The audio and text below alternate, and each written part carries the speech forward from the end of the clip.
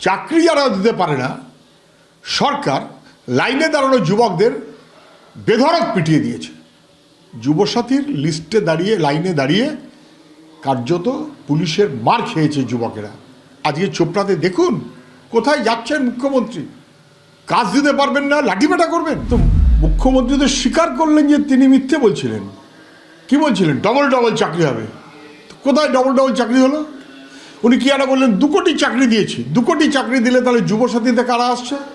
ফলে মুখ্যমন্ত্রীর double double চাকরিও ফলস। মুখ্যমন্ত্রীর 2 কোটি বেকারের চাকরি উনি দিয়েছেন এটাও ফলস। উনি বুঝিয়ে দিলেন যে কাজ দেবার যোগ্যতাও নেই, উনি কাজ দেবেন না। ভাই 2-4টে পয়সা দিলাম, আগস্টে না দিয়ে সেটা এদিক ওদিক করে এপ্রিলে নিয়ে আসলাম যাতে ওই টাকাটা পেয়ে ভোট দিতে পারে। এটা একটা চূড়ান্ত সুবিধাবাদী ভোটমুখী মনোভাব, যেখানে মুখ্যমন্ত্রীর মিথ্যা সেটা স্পষ্ট হয়ে গেল। পুলিশের সুপারকে সরিয়ে দিচ্ছে কেন?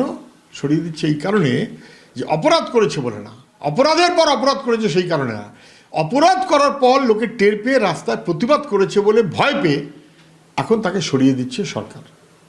এটা কোনো বোধ হচ্ছে তার কোনো প্রতিফলন নয়, এটা একটা অপদার্থতার নজির। ভোটের ঠিক মুখে মার্চ মাসে কোনো একটা তারিখে নাকি নরেন্দ্র মোদী আসবেন, তিনি আসলে আসবেন থাকবেন, ঘুরবেন, চলে যাবেন।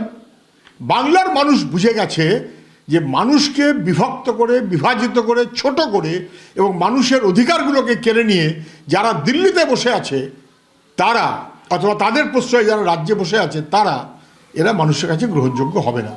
হিম্মত থাকলে ব্রিগেড করবে, কিন্তু লোক জুটবে না।